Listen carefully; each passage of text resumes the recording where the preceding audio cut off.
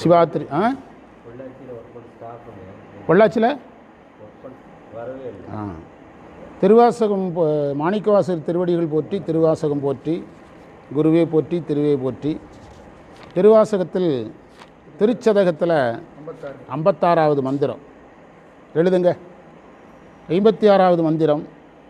மந்திரம் 55இல் பக்குவர்கள் உன் திருவடி அடைந்தார்கள், நான் புழுக்கூடை காத்து கொண்டு இந்த உலகத்தில் இருக்கிறேன் என்றார்.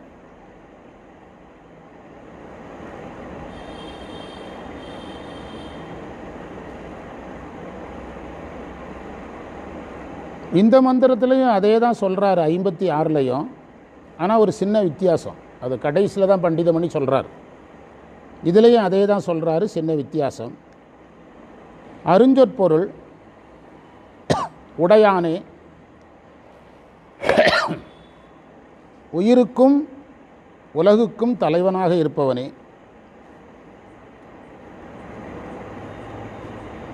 நின் தனை உள்கி உன்னை நினைந்து, உன்னை நினைந்துன்னு அர்த்தம். உடையார், உடையார்னா அன்புடையவர்.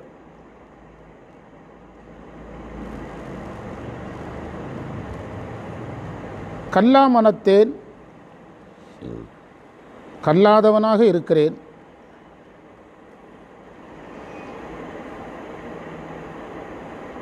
கசியாதேன், மனம் கனியாதவனாக இருக்கிறேன்.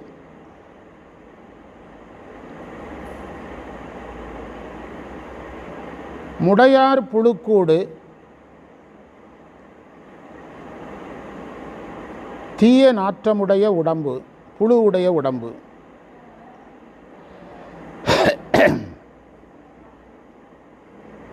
முடித்தாயே, கடைசியில் இப்போ சொல்கிறாரு, முடித்தாயே, முடிவு செய்தாயோ.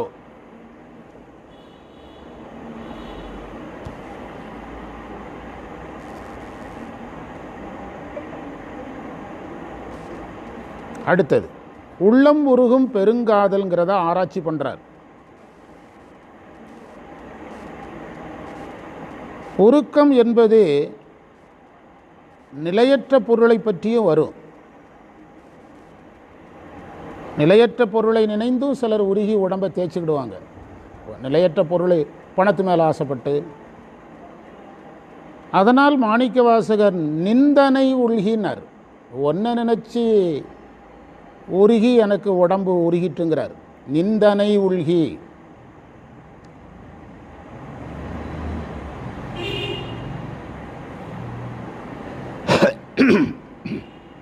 இறைவன் அருவம் உருவம் அருவுருவம் உடையவன்.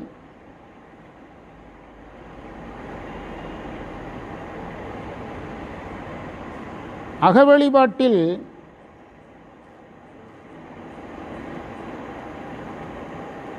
அருவத்திருமேனி வழிபடப்பட்டாலும்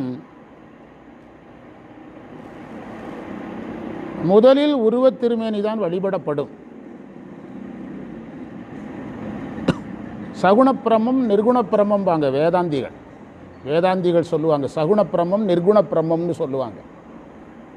நீங்கள் என்ன தான் இப்போ நம்முடைய சைவ சித்தாந்தப்படி சரியைக்கு உருவம், கிரியைக்கு அருவுருவம், யோகத்துக்கு அருவம். ஆனால் உண்மை என்னென்னா, அக வழிபாடு தொடங்கும் போது முதல்ல எதில் தான் தொடங்கும்? உருவ வழிபாட்டில் தான் தொடங்கும். நீங்கள் எந்த ஒரு சாமியையும் எதில் தான் நினைக்க முடியும்? உருவத்தில் தான் நினைக்க முடியும். உருவத்தில் தான் நினைக்க முடியும். அதாவது வடமொழியில் இறைவனுடைய திருமேனி வர்ணனைகள் அதிகமாக இருந்தால் அந்த மந்திரத்துக்கு தியான சுலோகம்னு பேர். அதுவே ஒரு பிரமாணம். இப்போ நான் சொல்கிறது இறைவனை பற்றிய திருமேனி வர்ணனை அதிகமுடைய மந்திரத்துக்கு என்ன பேர்? தியான சுலோகம். இப்போ நம்முடைய திருவாசகத்திலே பண்டிதமணி ஒரு சில இடங்களில் இது தியான சுலோகத்துக்கு சமமானதுன்னு எழுதுகிறார். அப்போது அக வழிபாட்டில் முதலில் என்ன உண்டு? திருமேனி உண்டு. அந்த நிந்தனை உள்கி என்பதற்கு உன் திருமேனியை நினைந்து உள்கின்னு பொருள் எடுக்கணும்.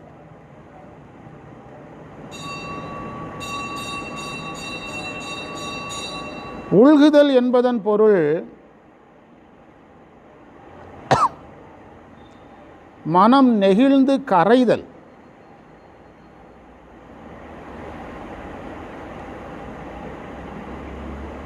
தன் இருப்பை இழத்தல், சிவோகம் பாவனையை அடைதல். சிவோகம் பாவனைனா தன்னிருப்பை எதற்குள் அடக்கி பார்த்தல்? இறைவனுக்குள் அடக்கி பார்த்தல். தன் இருப்பை எதற்குள் அடக்கி பார்த்தல்? இறைவனுக்குள் அடக்கி பார்த்தல் தான் சிவோகம் பாவனை. சிவோகம் பாவனை அடைதல். அது பாசனிக்க நிலை. பலமுறை நினைந்து உள்ளம் உருகும் நிலையில்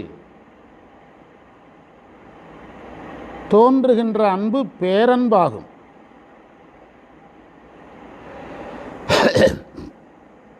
அந்த அன்பை இந்த திருவாசகத்தில் பெருங்காதல்னு சொல்றார். பெருங்காதல் என்ற வார்த்தையால் குறிப்பிட்டார்.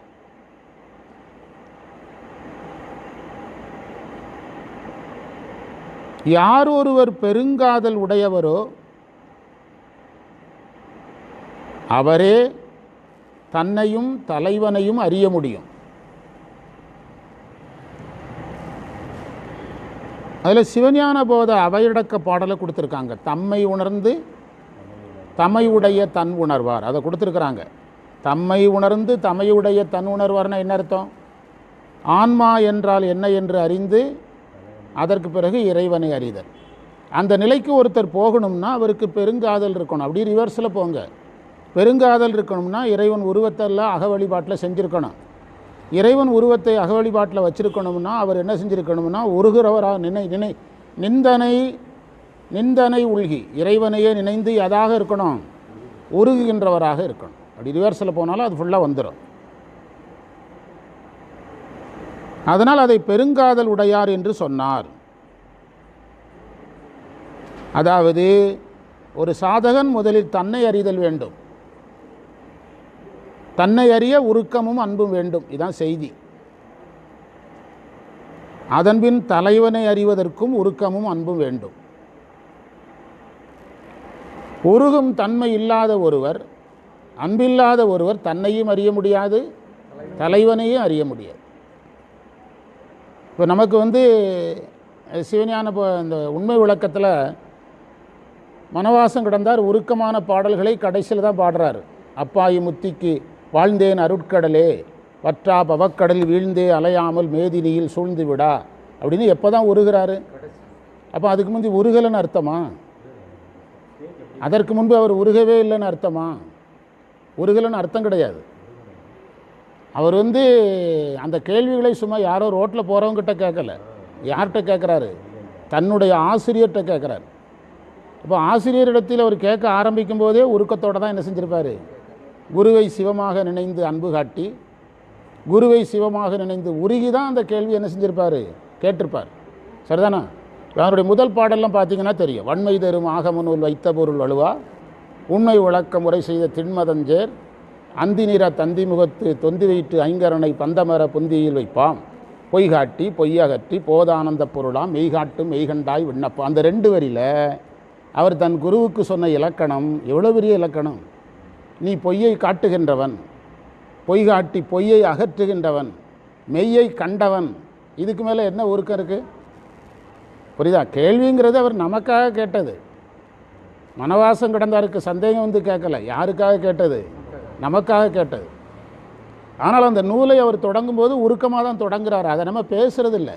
சித்தாந்தத்தில் தான் உருக்கத்தை பற்றியே பேசுகிறதே இல்லையே. நாம் என்னைக்கு சித்தாந்தத்தை உருக்கமாக பேசுகிறோமோ அன்றைக்கி தான் திருமுறை வரும். திருமுறையை நம்ம புரிய முடியும். அப்போ அவர் கேட்குறாரு, பொய்காட்டி பொய்யகற்றி போதானந்த பொருளாம் மெய்காட்டும் மெய்கண்டாய் விண்ணப்பம்.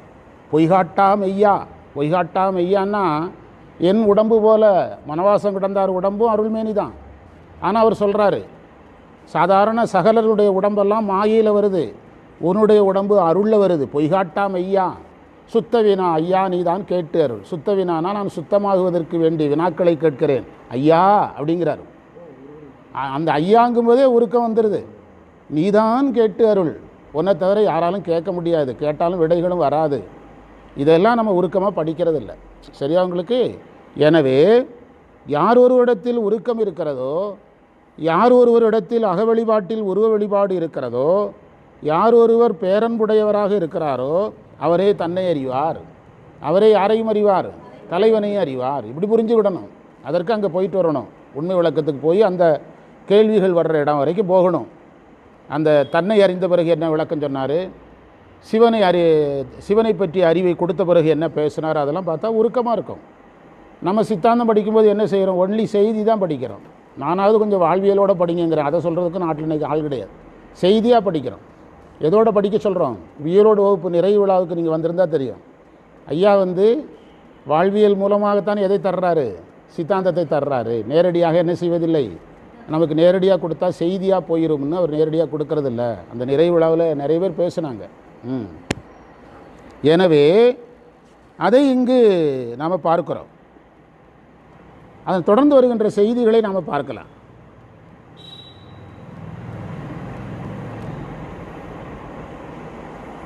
பேரன்பு உடையவர் தான் உயிரையும் இறைவனையும் அறிந்தவராவாருங்கிறத ரொம்ப நீளமாக ரொம்ப விளக்கமாக சொல்லியிருக்கிறாரு. அவர்கள் பக்குவம் உடையவர்கள்ங்கிறாரு. அப்படி பக்குவம் உடையவர்கள் எல்லாம் உன் திருவடியை அடைவதை நான் பார்த்தேன், இன்பம் அடைவதை நான் பார்த்தேன் என்பதைத்தான் நின் பாதம் சேரக்கண்டுங்கிறார். நின் பாதம் சேரக்கண்டுங்கிறார். கண்ணால் பார்த்தேங்கிறார். அது பண்டிதமணி சொல்கிறாரு, கண்டும் நான் உருகவில்லைங்கிறார். கண்டும் என்ன செய்யவில்லை? கண்டும் நான் உருகவில்லைங்கிறார். அதாவது பக்குவம் உடையவர்கள் உன்னிடத்தில் அன்பு காட்டியது, உன் திருவடி அடைந்ததை பார்த்தும் கூட நான் உருகாதவனாக, ஒரு தகுதி இல்லாதவனாக போய்விட்டேன். அதைத்தான் நெஞ்சு உருகாதேன் என்ற வார்த்தையால் சொன்னார். நெஞ்சு உருகாதேன்.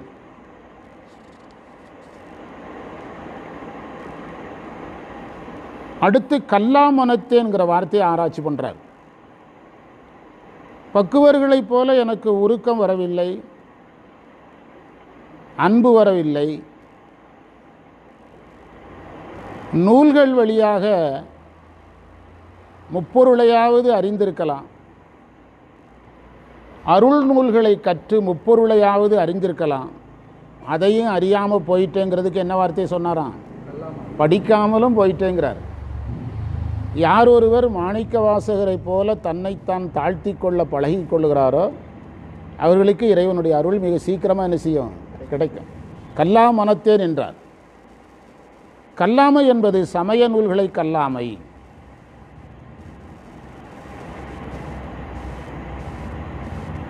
சமய நூல்களை கற்பதை சைவ சித்தாந்தம் ஆராய்ச்சி அறிவு என்று சொல்லுகிறது.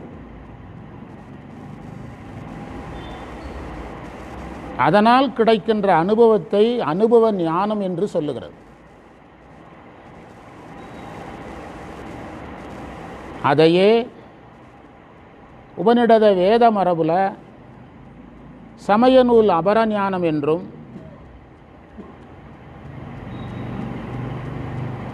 அதனால் வருகின்ற அனுபவம் பரஞானம் என்றும் சொல்லப்படுகிறது.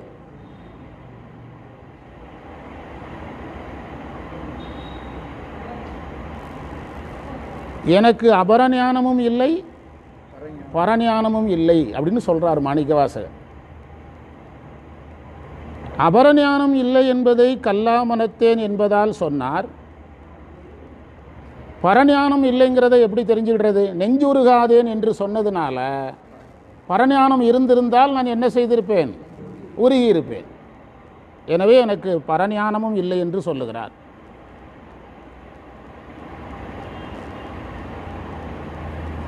இந்த மந்திரத்தில் கசிதல் என்ற வார்த்தை கனிதல் அல்லது குலைதல் என்று பொருள் தரும்.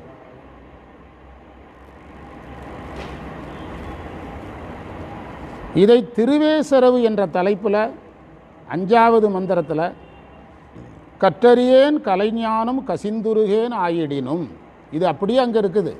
கற்றறியேன் கலைஞானம் கசிந்துருகேன் ஆயிடினும் என்று சொல்லுகிறார். இந்த வரியில் நூலறிவும் பேசப்பட்டிருக்கிறது, அனுபவ அறிவும் பேசப்பட்டிருக்கிறது.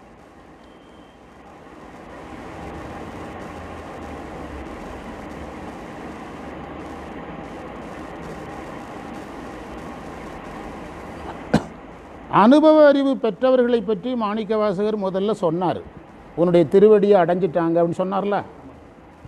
அவர்களை பற்றி பேசும்போது நூலறிவை பற்றி ஏன் பேசலைன்னு ஒரு கேள்வி கேட்குறார் பண்டிதமணி. அனுபவ அறிவு பெற்றவர்கள் உன் திருவடி அடைந்தார்கள் என்பதை மாணிக்கவாசகர் சொல்லும்போது எந்த அதை பற்றி பேசலை? நூலறிவை பற்றி அங்கு பேசலை. ஏன்னு ஒரு கேள்வி கேட்குறார். ஏனென்றால் அவர்கள் அனுபவ நிலையை பெற்றுவிட்டதுனால எதை பற்றி பேச வேண்டியது இல்லை.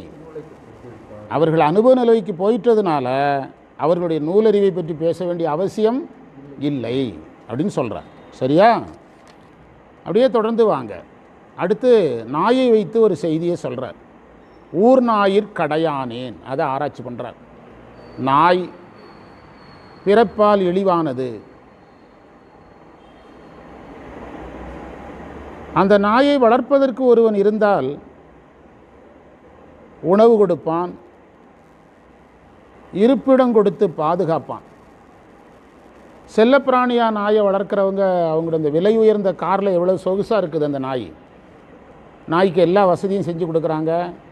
அதை குளிப்பாட்டுறதுக்கு ஆள் இருக்காங்க, அதுக்கு டாக்டர் இருக்கிறாங்க. ஆமாம், சோப்பு தனியாக இருக்குது, உணவு தனியாக இருக்குது, ஷாம்பெல்லாம் இருக்குது நாய்க்கு. நாயாக பிறந்திருக்கலாமோன்னு சொல்கிற அளவுக்கு நாய்களை செல்லப்பிராணியாக வளர்க்குறவங்க இருக்காங்க. நேற்று டிவியில் ஒரு அம்மா அவங்க வீட்டு பூனையை வேணால் பிடிச்சிட்டு போயிட்டான். அது சிசிடிவியில் காட்டுறாங்க. அந்த அம்மா அப்படியே அழுது, சொந்தக்காரங்க யாரோ இறந்து போன மாதிரி அழுது. அதைத்தான் இதில் சொல்கிறாரு. நாய் பிறப்பு இழிவானது, ஆனால் அது ஒருவனுக்கு உரியதாக இருந்தால், அதை வளர்க்க ஒருவன் இருந்தால் உணவு கொடுப்பான், இருப்பிடம் கொடுத்து பாதுகாப்பான். அது இல்லாமல் நான் ஊர் பொதுவில் உள்ள நாயாகிவிட்டேன். ஊர் பொதுவில் உள்ள நாயாகிவிட்டேன். பட்டினத்தார் அங்காடி நாய் போல்னு சொல்லுவார். அங்காடி நாய் போல அலைந்து திரிந்தேனேம்பார். சந்தைக்குள்ளே நாய் சுற்றிக்கிட்டே இருக்கும், அது மாதிரி நான் ஆயிட்டேங்கிறார் பட்டினத்தார். அங்காடி நாய் போல அலைந்து திரிந்தேனேங்கிறார். திருநாவுக்கரசர் பாட்டில் நாய்ங்கிறார். அதை கொஞ்சம் கவனமாக படிக்கணும். பாட்டில் நாய்னா, பாடுனா உழைப்பு, பாட்டு இல் நாய், உழைப்பில்லாத நாய் ஆயிட்டேன். நாயிலேயே நிறைய வகை இருக்குது. சில நாய் வேலை செஞ்சு சாப்பிடும். ஆமாம், பாடுபடாத நாய், உழைப்பில்லாத நாய். சார், நீங்கள் இராணுவத்துக்கு இந்த துப்பறியும் நாய்களுக்கெல்லாம் லட்சக்கணக்கில் சம்பளம்ங்க. உங்களுக்கு தெரியுமா தெரியாத? தெரிஞ்சுக்கிடுங்க. அந்த நாய் இறந்துட்டுனா இராணுவ மரியாதையோட துப்பாக்கி குண்டுகள் முழங்க அடக்கம் பண்ணணும். சும்மாலாம் அடக்கம் பண்ணக்கூடாது. இராணுவத்தில் துப்பறிகிறதுக்கு பயன்படுத்துகிற நாய், அதற்கு சம்பளம் லட்சக்கணக்கில் அந்த நாய்க்கு. அதனால் நாயினா நம்ம எல்லா நிலையிலையும் வச்சு நாயாக என்ன செஞ்சிடக்கூடாது, பார்த்தக்கூடாது. இவர் என்ன சொல்கிறாருன்னா, அந்த மாதிரி நாயாக நான் இருந்திருந்தால் பரவாயில்ல, நான் என்ன நாயாயிட்டேன்? ஊருக்கு பொதுவான நாயாயிட்டேன். இப்போது நீங்கள் வளர்க்குற நாய் சார், உங்கள் பக்கத்து வீட்டுக்காரன் கல்லை தூக்கி எறிஞ்சாங்கன்னா நீங்கள் கேட்பீங்க. யாருடைய நாயினே தெரியலை அப்படின்னா உங்களுக்கு அந்த நாயை கேட்குறதுக்கு ஆள் இருக்காதுல்ல. அப்படி தன்னை சொல்கிறார். நான் ஊர் பொதுவில் உள்ள நாய் ஆயினேன். அதுக்கு பிறகு சொல்கிறாரு, இதுதான் மாணிக்க வாசகர். என்னை பாதுகாப்பதற்கு, அந்த நாயை பாதுகாக்க யாரும் இருக்க மாட்டார்கள். அந்த ஊர் நாயை காப்பாற்றுறதுக்கு யாரும் இருக்க மாட்டாங்க. கள்ளத்தி கஞ்சா கூட ஏன்னு கேட்குறதுக்கு ஆள் இருக்காது. ஊர் பொது நாயை பாதுகாக்க யாரும் இருக்க மாட்டார்கள். அங்குமிங்கும் இடைவிடாமல் ஓடி அலையும். அதைத்தான் நம்ம ஊரில் நாய்க்கு வேலை இல்லை, நிற்க நேரம் இல்லைங்கிற பழமொழி. சிலர் பார்த்தீங்கன்னா பயங்கர பிஸியாக இருப்பான், 5 பைசா பிரயோஜனம் இருக்காது. சார், வேறு ஒரு சித்தாந்த மாணவருக்கு ஃபோன் பண்ணேன். அவனுக்கு பண்ண ஃபோனுக்கு நான் அதுக்கு ஐயப்பன் மலைக்கே போயிட்டு வந்திருக்கலாம். இன்னைக்கு கூப்பிட்டு கேட்டேன், கொஞ்சம் பிஸி சார், பிறகு ஃபோன் பண்ணுறேன்னா. பிறகு அவன் சம்மந்தப்பட்ட ஒரு ஆளை கூப்பிட்டு அப்ளிகேஷன் வாங்கியிருக்கான், அவன் வகுப்புக்கு வேண்டான்ட்டேன். அதிலெல்லாம் நான் தெளிவாக இருப்பேன். அப்படியெல்லாம் இந்த பாடம் அப்படி சாதாரண பாடம் கிடையாது. தகுதி இல்லாதவனுக்கு இந்த பாடத்தை கொடுக்கக்கூடாது, தகுதி உள்ளவனுக்கு கொடுக்காமல் இருக்கக்கூடாது. ஆனந்தராசன் ஐயா சொல்கிறார், புரியுதா? நான் ஒரு ஆள் அனுப்பி அப்ளிகேஷன் வாங்கிற வகுப்பு, அப்படிலாம் மாணவர்கள் நமக்கு தடையில் நிறையா இருக்காங்க. அந்த மாதிரி மாணவர்களை சேர்க்க வேண்டிய அவசியம் நமக்கு. அப்ளிகேஷன் வாங்கி கொண்டு கொடுத்துட்டு அதில் ரிஜிஸ்டர் நம்பர் இருக்குது, நம்பர் வேணும் அப்படின்னு சொல்லி வாங்கிட்டேன். ஒரே ஒரு வார்த்தை தான் சொன்னான், நான் கொஞ்சம் பிஸியாக இருக்கிற பிறகு சொல்கிறேன்னா. அவன் ஃபோன் கட் பண்ணணுன்னு அடுத்த ஆளை கூப்பிட்டேன், அப்ளிகேஷன் வாங்கி கொண்டு கொடுத்துருங்க, அவனுக்கு அட்மிஷன் கிடையாதுன்ட்டேன். என்ன எழுதுனீங்க? அங்குங்கும் இடைவிடாமல் அலைகின்ற நாய்க்கு வேலை இல்லை, நிற்க நேரம் இல்லை அப்படி சொல்கிறோம். அதை வேடிக்கையாக சொல்லுவேன்.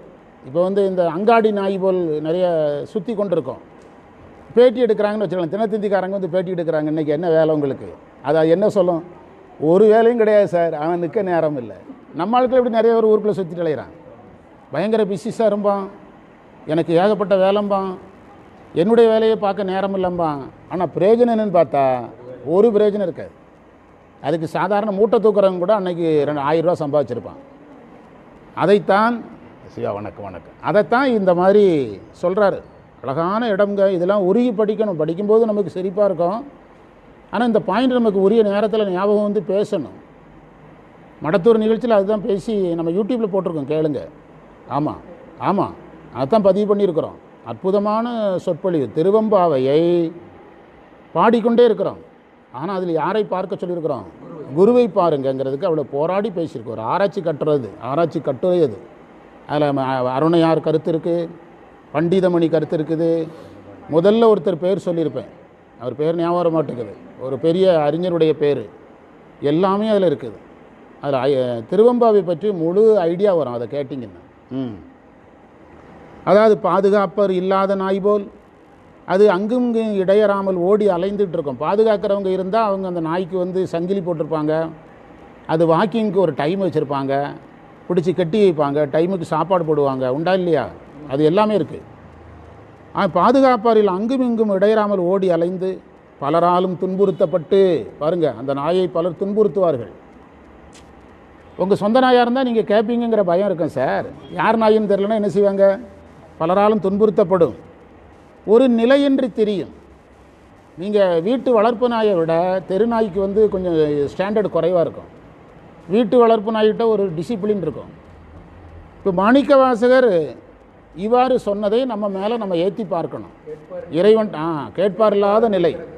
ஆமாம், இங்கு மாணிக்கவாசகர் நாய் மேல் வைத்து சொன்னதை நம்ம மேலே வச்சு சொல்லணும். இறைவன்ட்ட என்ன சொல்லணும், இறைவா என்னை காப்பாற்ற யாருமே இல்லை, நான் அங்கு இங்கு இல்லாமல் இடையறாமல் ஓடி சுற்றிட்டு இருக்கிறேன், ஒரு பிரயோஜனம் கிடையாது, எந்த பிரயோஜனமும் இல்லாமல் இருக்குது, எல்லோரும் என்னை துன்புறுத்துகிறார்கள், ஒரு நிலையில்லாமல் தெரிகிறேன். அப்படி சொல்கிறதுக்கு தான் மாணிக்கவாசகர் எந்த வார்த்தையை யூஸ் பண்ணார், ஊர் நாயின் என்றார். ஊர் நாயில் கடையானேன், அதை விட மோசமாயிட்டேங்கிறார்.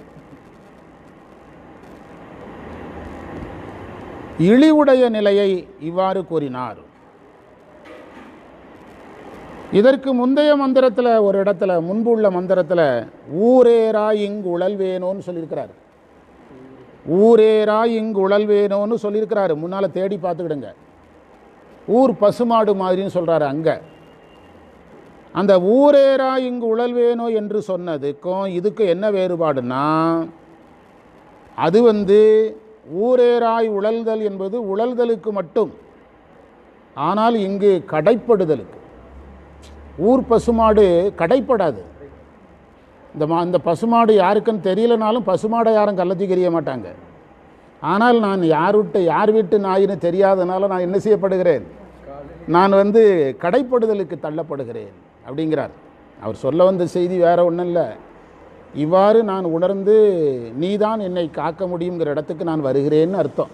அதுக்கு அர்த்தம் என்னது, எல்லாரும் புறக்கணிக்கப்படுகிறேன், என்னை காப்பாற்றுன்னு இந்த வரியை நீங்கள் பயன்படுத்தினா சாமி இப்படி புரிஞ்சுடுவார். ஞாபகம் வச்சுடுங்க, இந்த வரியை நீங்கள் பயன்படுத்தினா சாமி என்ன புரிஞ்சுடுவார்னா, சாமி என்னை காப்பாற்ற எவனும் கிடையாது, ஒரே அலைச்சலாக இருக்குது, எல்லா பயலுகளும் துன்புறுத்துறானுவ, ஊர் பொது நாய் மாதிரி ஆயிட்டேன், மனசு ஒரு நிலையில் இல்லை, இழிவடைகிறேன். இவ்வளவு நீங்கள் சாமிக்கிட்ட பேசுனது ஆயிரும். எந்த வார்த்தையை சொன்னால் போதும், ஊர் நாயில் கடையானேன் அப்படின்னு சொன்னால் போதும். சரியா? ஏற்கனவே ஊரேற அங்கு உழல் வேணுங்கிறதுக்கு பொருள் வேற, இதற்கு பொருள் வேற என்று எடுத்துக்கொள்ள வேண்டும். அடுத்து வாங்க, இதுக்கு முந்தைய பாட்டில் ஊனார் புழுக்கூடு என்றார். இந்த பாட்டிலையும் அதே சொல்றாரு, புழுக்கூடுங்கிறாரு. இதுலேயும் அதே சொல்றார். ஆமாம், ஆனால் இதற்கு முந்தைய மந்திரத்தில் ஊனார் புழுக்கூடு இது காத்து இங்கு இருப்பதானேன், இந்த உடம்பை நான் காத்து கொண்டிருக்கிறேன்னு தன் மேலே சொன்னார். இந்த மந்திரத்தில் திரும்பிட்டார்.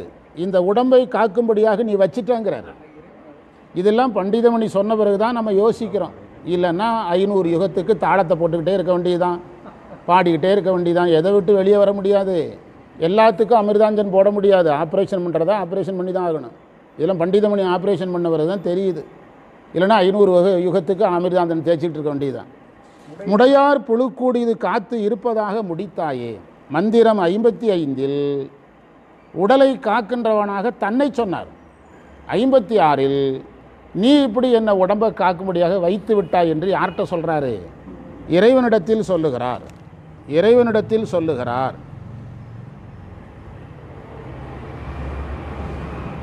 அப்படியானால் இந்த வேற்றுமையில் ஏன் வச்சார்? 55 நான் உடம்பை காப்பாற்றினேங்கிறார், 56 உடம்பை காக்கும்படியாக நீ வைத்தாய். என்ன சொல்ல வர்றார் மாணிக்கவாசர்? எழுதிடுங்க. என்ன சொல்ல வருகிறார்னா, நீயாவது உண்மையை உணர்த்தி இருக்கலாம், நீயாவது இந்த உடல் பற்றை நீக்கி இருக்கலாம், நீ இதை செய்திருந்தால் எனக்கு பேரின்பம் கிடைச்சிருக்கும்.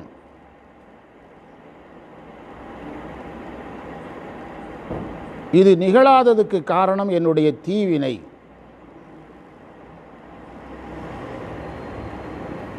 அதனால் உடம்பை காத்து கொண்டிருக்கிறேன். அதனால் நான் உடம்பை காத்து கொண்டிருக்கிறேன்.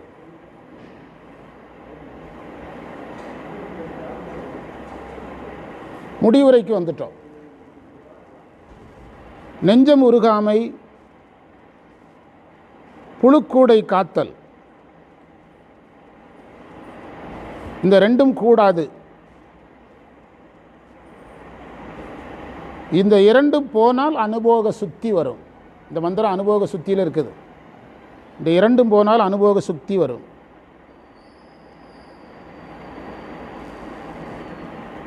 நெஞ்சம் உருகுதல் பக்தி,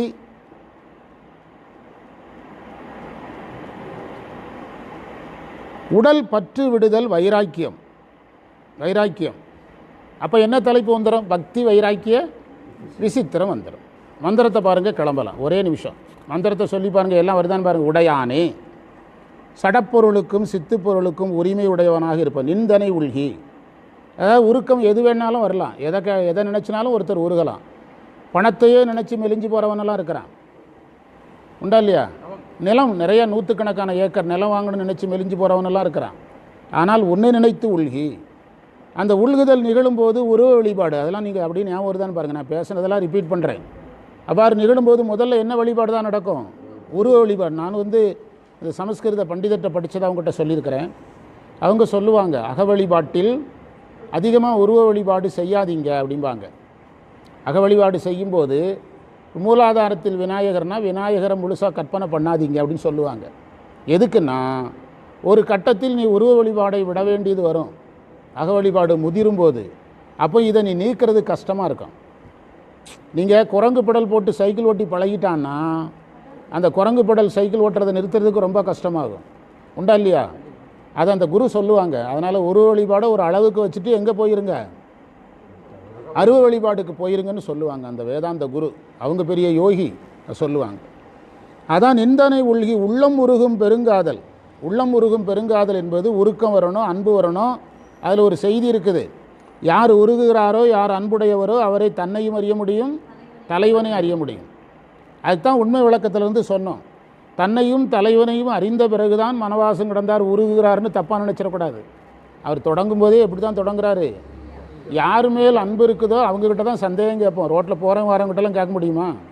மனவாசம் கிடந்தால் யார்கிட்ட கேட்டார்? தன்னுடைய குருக்கிட்ட தான் கேட்குறாரு. குரு சீடன் கான்செப்டே உருக்கமானது தான், அப்படி புரிஞ்சுக்கிடணும்.